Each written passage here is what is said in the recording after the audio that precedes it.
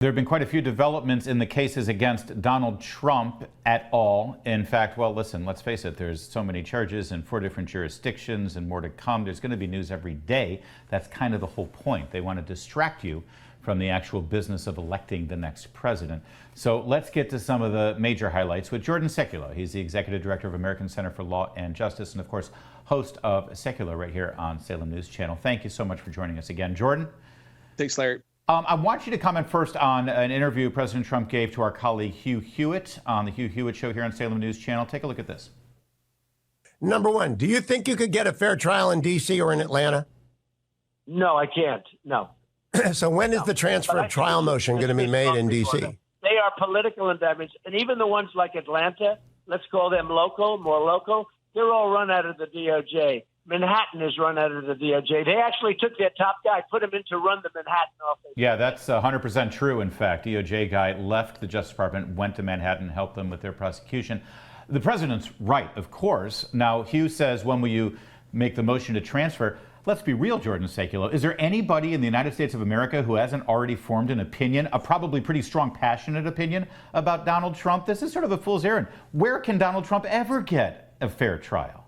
Yeah, I mean, this is where it becomes more difficult. Now, in the state charges, that we're moving them to federal court kind of opens up the door to a bigger region, a bigger jury pool. Okay. So, for instance, if you were to move the case out of Georgia from Fulton County to the Northern District of Georgia in the federal court system, you're getting a whole bunch of other counties, some that are red, to pull jurors from. So you wouldn't just be in a county that was like 90% for Biden. So you could make at least an attempt to get a more fair and impartial jury. So that's something you definitely have to consider on the removal side there. In I DC, hear you, but if I could, I mean, listen, we already know that this is all political anyway. They're inventing law as they go along. So since it's political, the government is going to say, oh, no, if we draw the jury pool from there, those are all MAGA types, so it won't be fair for them. It's not an impartial jury. It's just a more politically balanced jury.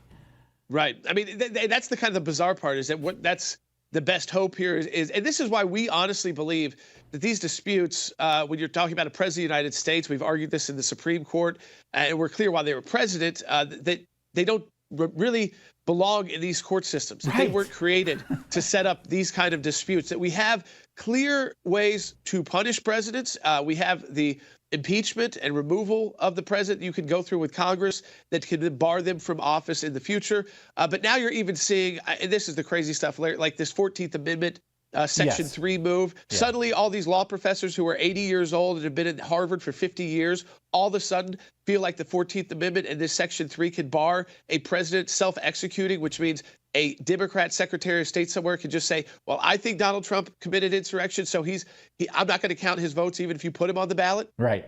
So this, again, it's insanity.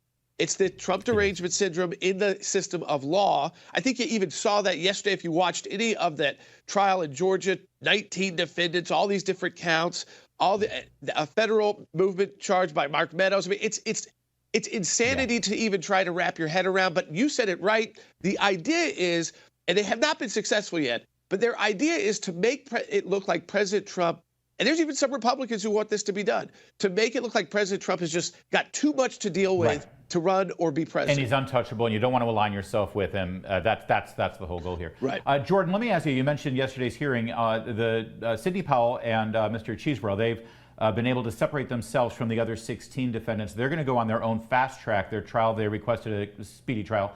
That'll begin in, I think, 5 weeks. There's no possible way the other defendants can make that kind of timeline. What is going to happen there? Even the judge was skeptical that they can go forward on the timeline that the DA wants. What do you expect to happen in Atlanta? Do you expect it to be moved to a federal jurisdiction? I still think the Mark Meadows case will be very telling because he was the chief of staff. The president himself, I think we have Supreme Court precedent, a case we argued that any time a president, and this I think would exist as a former president, has a case brought against them, they can have it resolved in federal court and always have that option to do that. So I think President Trump definitely has that option. I think Mark Meadows likely will get that option. The question will be, does it apply to everyone else? And the judge was kind of saying, why would we get started here, potentially even have an entire case, and then by the time this gets through the jurisdictional issues of the 11th Circuit, the U.S. Supreme Court, they take our jurisdiction away. So what is the point? So this idea of, yeah, you're supposed to be able to provide a speedy trial, but a speedy trial that can come to a conclusion. Yeah. And so I think there was serious doubt there from the judge in Fulton County that, again, any of this can get done very quickly. I mean, obviously, you tried to meet the speedy trial standards when you invoke that. I don't think many others will. I think it was a unique strategy put forward to kind of put the pressure on the DA to say, okay, how are you going to bring 150 witnesses? How are you really going to even go through the jury selection process and meet these standards? And it exposes the slapshot way that they've had 3 years, Jordan Sekulow, since the events of January 6th. They throw it together here, and you would think the DA would have dotted the I's and crossed the T's on issues like this before breaking precedent and charging a former president, if I can use a bit of a sound-alike there. What are those homonyms? Yeah. Jordan Sekulow, one other question, and this sort of really plays into the wheelhouse that we love from your show, where you sort of give your analysis and kind of legal advice on things like this. Here's President Trump again with Hugh Hewitt. So if you have to go to trial, will you testify in your own defense? Oh, yes, absolutely. You'll take the stand. That I look forward to, because that's just like Russia. That's all the fake information from Russia. Straight shot, Jordan Sekulow, legal enough. Is that a good idea? Do you think his lawyers agree that that's a good idea? I think it'd be a case-by-case approach. Usually it's not. I mean, usually your defendants don't. These are very unique cases, and you're dealing with a unique client here who's tough and who is willing to fight the fight. And so I think you'd have to, again, this would be like a game-time decision. I don't think I'd declare it right now. I think you'd see how each of these developed to see if it was worth the president's time to even testify, honestly. Yeah. One other question with regard to a lot of these cases that have been brought, and that is the judges putting preconditions on Mr. Trump's release, where they say that he can't speak about the case, he can't tweet about the case. This is such a handcuff for him. Because, first of all, why can't an American publicly defend themselves at any given time, number one? But also, if someone's running for office, he's going to be in debates. He's going to be giving interviews. He's going to be asked about this. And he's supposed to say, yeah, can't talk about that. Yeah, it's absurd. And I think that is pretty much unenforceable for the most part. I mean, I think if you were intimidating a specific witness, that's one thing. But if you were just talking about this is a witch hunt, this is ridiculous, they don't have a case, no one's going to be able to enforce that in court. If they do, they're going to. If they try, they're going to lose. The First Amendment almost always wins out, thank God, in our legal system, and that's what we hope and fight for at the ACLJ every day, is to make sure that First Amendment continues to mean what it says. Yeah. Finally, real fast, we've only got about 30 seconds left. Yeah. The charges coming against Hunter Biden, we're told by David Weiss by the end of the month on the gun charges. That's the lowest of all low-hanging fruit, isn't it?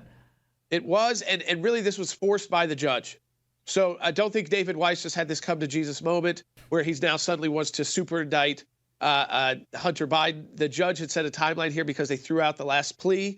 And so this move had to happen. So we'll see if in this time period, if another plea deal does come into effect. But you're right. Of all the charges, without the tax charges, this is pretty weak. And again, we have to start questioning our own principles to say, how close to an election do we say, hey, this is wrong? You know what? You had all this time, David Weiss, to bring this against Hunter Biden. Why? And you've tried twice. You failed to figure out a plea deal. You failed these last couple times.